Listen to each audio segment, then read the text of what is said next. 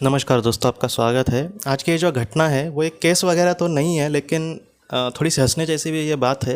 लेकिन एक मुझे ऐसा लगता है, मैं डॉक्टर ब्रायन विच जी के जो अच्छे विचार हैं बहुत उनको मानता हूँ। और इस वजह से मुझे लगता है कि ये जो बात है हम सबको कुछ सीखने के जैसी है।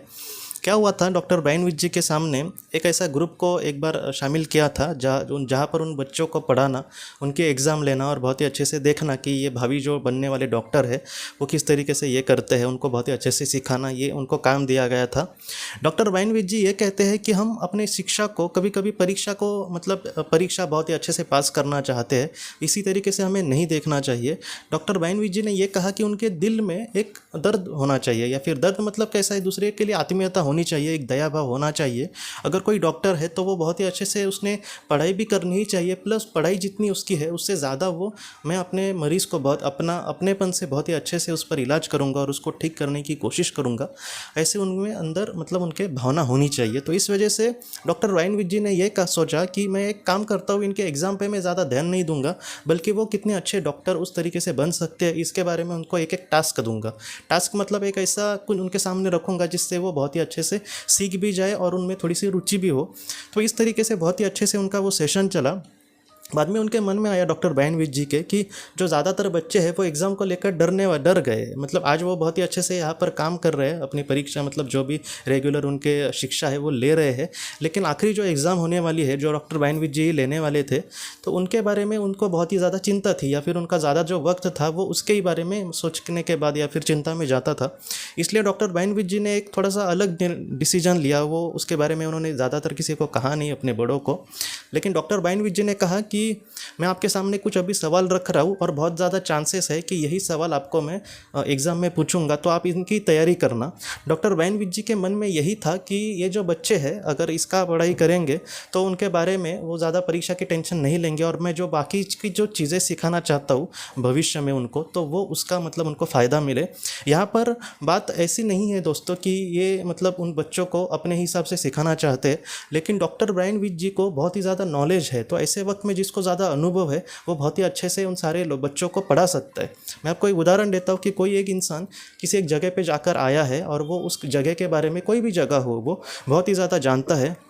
जब वो इंसान हमारे साथ हो और हम सबको वहाँ पर अभी लेकर जा रहे हैं, तो हो सकता है कि उसको बहुत ही ज़्यादा नॉलेज है उस चीज़ के बारे में। तो इस वजह से क्या होगा कि वो बहुत ही अच्छे से जान सकता है उसके बारे में। तो डॉक्टर ब्रायन विच जी को ये लगा कि परीक्षा के बारे में सिर्फ सोचना और उतनी ही पढ़ाई करना ये ठीक नहीं है, बल्कि ये बहुत ही अच्छे डॉक्टर बने और भविष्य में इनसे लोगों को बहुत ज़्यादा फ़ायदा हो। इस वजह से उन्होंने सोचा कि परीक्षा का जो दड़पण है या फिर जो प्रेशर है वो कम करने के लिए जो परीक्षा में सवाल वो देने वाले थे डॉक्टर ब्रायन विच जी, वही सवाल के जवाब उन्होंने उस वक्त दिए और कहा कि इनकी आप पढ़ाई करो। कहीं ना कहीं वो जो प्रेशर है वो हट जाए और उनको अच्छे मार्क्स भी मिले, ऐसे उनके दिल में था। लेकिन क्या हुआ दोस्तों कि ये बहुत ही अच्छे से उन्होंने सिखाया और बाद में परीक्षा भी हुई, और उसके जब नतीजे आए तब डॉक्टर ब्रायन विच जी पूरी तरीके से शॉक हो गए कि आप सोचिए, सारे सवालों के जवाब या फिर सारे सवाल उन्होंने पहले ही परीक्षा के पहले ही कह दिए थे कि आप इनकी पढ़ाई करना और यही सवाल आएंगे, लेकिन फिर भी बच्चों को बहुत ही ज़्यादा कम ग्रेड मिले थे। 100 में से मैं आपको एक समझाने के लिए कह रहा हूँ कि 20, 30, 40 इतने ही उन बच्चों को मिले थे, उसके ऊपर मिले ही नहीं। सिर्फ एक लड़की थी दोस्तों जिसको बहुत ही अच्छे से मार्क्स मिले थे। डॉक्टर ब्रायन विच जी ने जब उस लड़की के से बात की तब उसने ये कहा कि आप जिस तरीके से सिखाते थे सर, तो मैं समझ गई कि आप शायद वही सवाल देने वाले हैं परीक्षा में, और आपके दिल में जो बात थी वो भी मुझे बहुत ही अच्छी लगी थी कि आप परीक्षा के बारे में ज़्यादा ना सोचो, आप उसके बारे में सोचो जिस तरीके से आपको पूरी ज़िंदगी काम करना है। लेकिन यहाँ पर ज़्यादातर बच्चे ऐसे थे, उनको लगा कि आप उनको फंसा रहे हैं। उनको ये लगा कि कोई भी शिक्षक डायरेक्टली वो कैसे सवाल देगा जो वो परीक्षा में पूछेंगे, ऐसा उनको लगा, और इस वजह से उन्होंने उसके बारे में पढ़ाई नहीं, उल्टे आपने जो सवाल भेजे दिए थे उससे वो छोड़कर बाकी सारे सवालों के उन्होंने जवाब ढूंढने की कोशिश करी थी।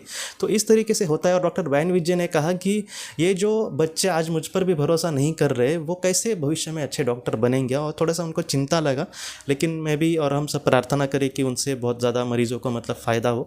लेकिन ये जो बात है कहीं ना कहीं हम सबको यही सिखाती है दोस्तों कि कभी कभी एक अच्छे विचार करना, या फिर हम जिस तरीके से दुनिया को देखते हैं उसके हम मदद करने की कोशिश करते हैं, तो दुनिया भी कभी कभी ऐसे लोगों को नहीं समझ पाती। लेकिन फिर भी जो अच्छा इंसान है दोस्तों, वह ये नहीं सोचता कि वो नहीं सुन रहा तो मैं छोड़ ही देता हूँ। ऐसा जो इंसान होता है वो हर एक क्षेत्र में, जैसे आज डॉक्टर ब्रायन विच जी का इतना नाम है, एक बहुत बड़े बड़े पास्ट लाइफ रिग्रेशन थेरेपिस्ट में अव्वल दर्जे का इनका नाम आता है, तो वो यही है कि जो बड़ा इंसान है वो कभी भी अपने काम को नहीं छोड़ता। यहाँ पर ठीक नहीं हुआ तो वो फिर भी उनको बहुत ही अच्छे से मतलब ट्राई करने की कोशिश करेंगे कि दुनिया को मैं क्या दे सकता हूँ, और इस तरीके से हमें भी अपने जीवन में आगे बढ़ना होगा दोस्तों। तो दोस्तों, हम अपनी अगली वीडियो में किसी नए विषय को लेकर मिलेंगे। तब तक आप अपना अपने परिवार का ख्याल रखना। आपका बहुत बहुत धन्यवाद। ज़िंदगी की रोशनी ये एक कंसल्टेंसी है जो ऐसे लोगों को मदद करने की कोशिश करती है जिन्होंने किसी अपने को खोया है, या फिर जो लोग अपने जीवन में बहुत ही ज़्यादा दुखी है। जो लोग इस संस्था के साथ जुड़ते हैं उन्हें पास्ट लाइफ रिग्रेशन की ऑडियोज़ भेजी जाएगी, जिससे घर बैठे वह पास्ट लाइफ रिग्रेशन का अभ्यास कर सकते हैं। और उन्हें 5 मेडिटेशन ध्यान की भी ऑडियोज़ भेजी जाएगी, और इसके साथ साथ उन्हें PDF किताबें भेजी जाएंगी जो हिंदी और अंग्रेज़ी में है, जो मोबाइल पर या फिर लैपटॉप पर आप उसे पढ़ सकते हैं। और 10 ऑडियो बुक्स भी आपको भेजी जाएंगी। तो दोस्तों, अगर आप इस संस्था के साथ जुड़ना चाहते हैं तो कृपया इस नंबर पे व्हाट्सएप मैसेज करें। आपका बहुत बहुत धन्यवाद।